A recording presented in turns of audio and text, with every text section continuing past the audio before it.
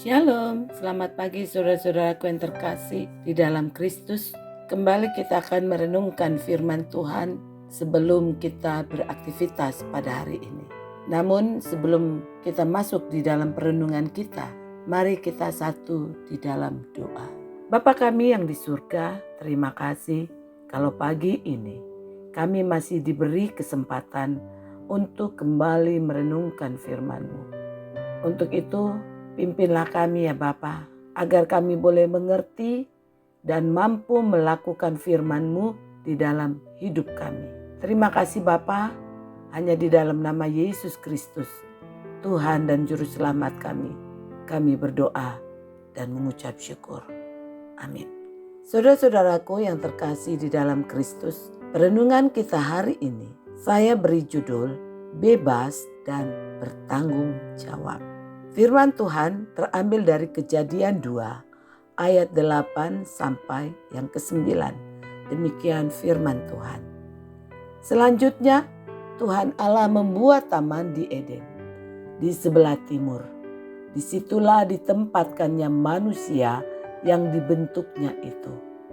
Lalu Tuhan Allah menumbuhkan berbagai-bagai pohon dari bumi yang menarik dan yang baik untuk dimakan buahnya, dan pohon kehidupan di tengah-tengah taman itu, serta pohon pengetahuan tentang yang baik dan yang jahat.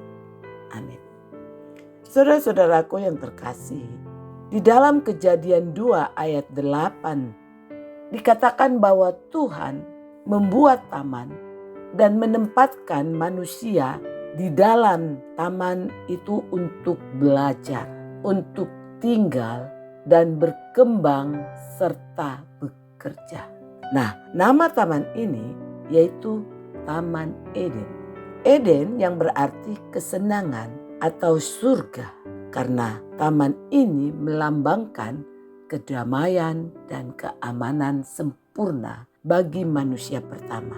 Di sana tidak ada bahaya, kekhawatiran, kekerasan, penyakit atau stres, sehingga Tuhan Allah memberikan tugas kepada manusia itu untuk mengusahakan dan memelihara taman ini, memelihara semua ciptaannya.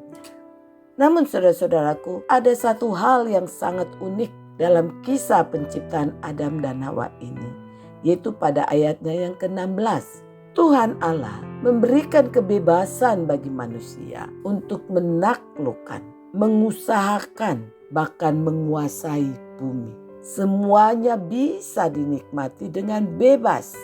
Namun pada ayatnya yang ke-17 ada kekecualian, yaitu pohon di tengah-tengah taman, yaitu pohon pengetahuan baik dan jahat, tidak boleh dimakan buahnya. Kenapa ya? Tuhan kok menciptakan dan memberikan pengecualian hanya terhadap pohon itu? Saudara-saudaraku, karena Allah mau menguji ketaatan manusia, juga membatasi ruang gerak manusia, karena di sini manusia diajar bagaimana mempergunakan fasilitas yang telah disiapkan Allah. Manusia diajar bagaimana menjaga relasi dengan sesama ciptaan. Manusia diajar bagaimana untuk mengendalikan diri dan mendengar Allah. Manusia diajar bagaimana untuk taat dan tunduk kepada Sang Pencipta. Saudara-saudaraku yang terkasih, memang manusia diberikan kebebasan oleh Tuhan. Tetapi ingat, ada syaratnya, ada batasannya. Artinya bahwa kebebasan itu adalah kebebasan yang bertanggung jawab. Itu sebabnya sejak manusia ada sampai kini, manusia selalu dikelilingi berbagai peraturan dan norma. Nah, sebagai orang Kristen, tolak ukur kita ialah firman Tuhan. kita harus melakukan semua perintah Tuhan dan menolak yang bertentangan dengannya. Seperti yang dikatakan oleh Paulus dalam 2 Timotius 3 ayat 16, bahwa segala tulisan yang diilhamkan Allah, yaitu firman Tuhan, berperan dan berfungsi untuk mengajar, menyatakan kesalahan, memperbaiki kelakuan, dan mendidik orang dalam kebenaran. Dan bukannya untuk membuat kita merasa tertekan atau terkekang, tetapi untuk mengarahkan dan menjaga kita supaya tetap berjalan di jalan Tuhan dan bertanggung jawab atas kebebasan kita. Sebab saudara-saudaraku, bebas atau kebebasan itu selalu satu paket dengan tanggung jawab. Dan kekristenan pun berpegang kepada prinsip tersebut. Kebebasan dalam kekristenan merujuk pada kemerdekaan yang sejati. Karena Kristus telah memerdekakan kita. Galatia 5 ayat 1 dikatakan, supaya kita sungguh-sungguh merdeka, Kristus telah memerdekakan kita. Karena itu berdirilah teguh dan jangan mau lagi dikenakan kuk perhambaan. Nah, kemerdekaan ini tidak lain merujuk pada kondisi orang percaya yang terlepas dari perangkap dosa.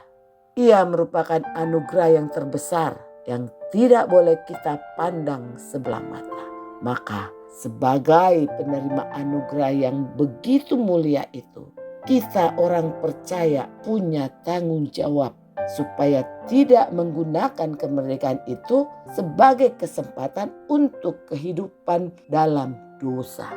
Galatia 5 ayat 13. Jadi tanggung jawab tersebut akan selalu mempertimbangkan dua hal, yaitu berguna dan membangun.